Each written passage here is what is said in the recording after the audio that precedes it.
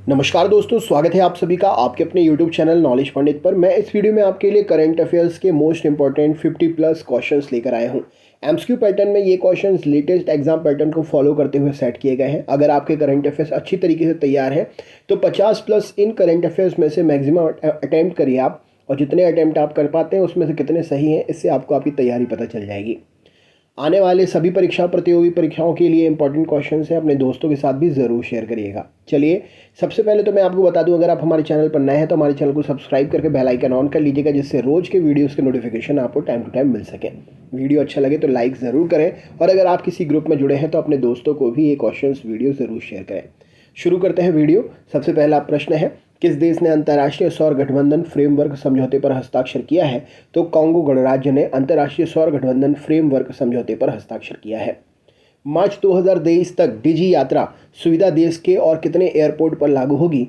तो मार्च 2023 तक डिजी यात्रा 4 एयरपोर्ट पर और लागू होगी देश के। नेक्स्ट क्वेश्चन देख लेते हैं। के विश्वनाथ का निधन हो गया है, वह किस क्षेत्र से संबंधित है? तो हाल ही में के विश्वनाथ का निधन हुआ है, वह फिल्म उद्योग से संबंधित है। किस भारतीय रेसलर ने जाग्रेब ओपन चैंपियनशिप में कांस्य पदक जीता है? तो जाग्रेब ओपन चैंपियनशिप में कांस्य पदक जीतने वाले भारतीय हैं अमन सहरावत। भारतीय रेसलर जाग्रेब ओपन चैंपियनशिप में कांस्य पदक जीता है अमन सहरावत जी ने। किस भारतीय क्रिकेटर ने क्रिकेट से संन्यास की घोषणा की है? तो जोगिंदर शर्मा ने भारतीय क्रिकेटर ने क्रिकेट से संन्यास की घोषणा की है। G20 रोजगार कार्य समूह की बैठक किस शहर में आयोजित की जा रही है? तो G20 रोजगार कार्य समूह की बैठक जोधपुर में आयोजित की जा रही है। मध्य अफ्रीकी देश इक्वेटोरियल गिनी की पहली महिला पीएम के रूप में किसे नियुक्त किया गया है? तो मध्य अफ्रीकी देश इक्वेटोरियल गिनी की पहली महिला पीएम के रूप में मैनुएला रोकाबोटी को नियुक्त किया गया है। किस शहर ने Shanghai corporation organisation film festival 2023 की मेजबानी की? तो मुंबई शहर ने Shanghai corporation organisation film festival 2023 की मेजबानी की है। पूर्व प्रधानमंत्री मनमोहन सिंह जी को किस देश के द्वारा लाइफ टाइम अचीवमेंट ऑनर से सम्मानित किया गया है? तो पूर्व प्रधानमंत्री मनमोहन सिंह जी को यूके के द्वारा लाइफ टाइम अचीवमेंट ऑनर से सम्मानित किया गया है। भारतीय सेना का अभ्यास तोपची कहां पर आयोजित किया गया? तो देवलाली में भारतीय सेना का अभ्यास तोपची आयोजित किया गया है। किस देश को 2025 में मैड्रिड अंतर्राष्ट्रीय पुस्तक मेले के थीम देश के रूप में आमंत्रित किया गया है? तो भारत को 2025 में मैड्रिड अंतर्राष्ट्रीय पुस्तक मेले के थीम देश के रूप में आमंत्रित किया गया है। हाल ही में आई रिपोर्ट आरबीआई की रिपोर्ट के अनुसार किस राज्य से सबसे अधिक जीएसटी प्राप्त हुआ है? तो हाल ही में आई रिपोर्ट 2023 की इस रिपोर्ट में जीएसटी महाराष्ट्र से सबसे ज़्यादा प्राप्त हुआ है। किसे नामीबिया में भारत के अगले उच्चायुक्त के रूप में नियुक्त किया गया है?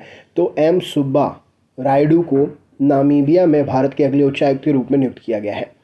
मैनुएला रोकाबोटो किस देश के पहली महिला प्रधानमंत्री चुनी गई हैं?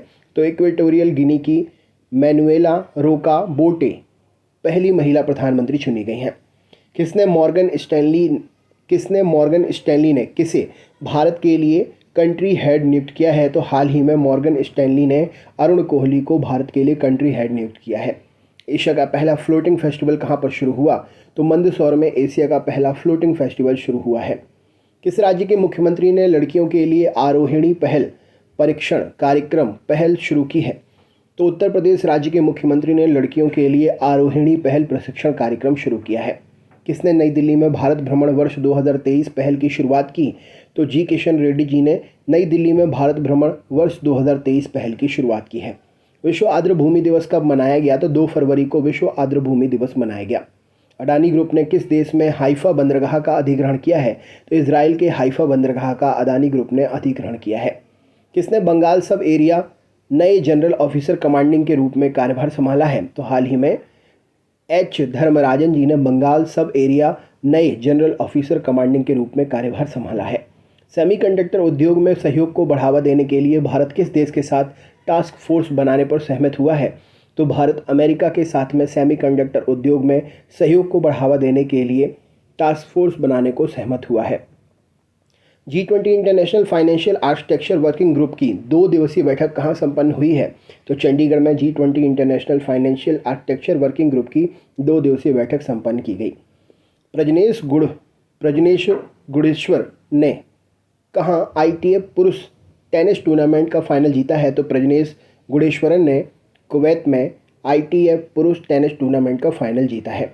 आंध्र प्रदेश ने अपनी नई राजधानी किसे घोषित किया है? तो विशाखापट्टनम को आंध्र प्रदेश ने अपनी नई राजधानी घोषित किया है। किस देश के प्रधानमंत्री ने अल मिन्हाद शहर का नाम बदलकर हिंद शहर कर दिया है? तो UAE देश के प्रधानमंत्री ने अल मिन्हाद शहर का नाम बदलकर हिंद शहर कर दिया है। किस राज्य में समता कुंभ शुरू हुआ है? तो तेलंगाना राज्य में समता कुंभ शुरू हुआ है। आर्थिक सर्वेक्षण 2022-23 के अनुसार भारत की GDP ग्रोथ कितने प्रतिशत रहने का अनुमान है? तो आर्थिक सर्वेक्षण 2022-23 के अनुसार भारत की GDP ग्रोथ 6.5% रहने का अनुमान है।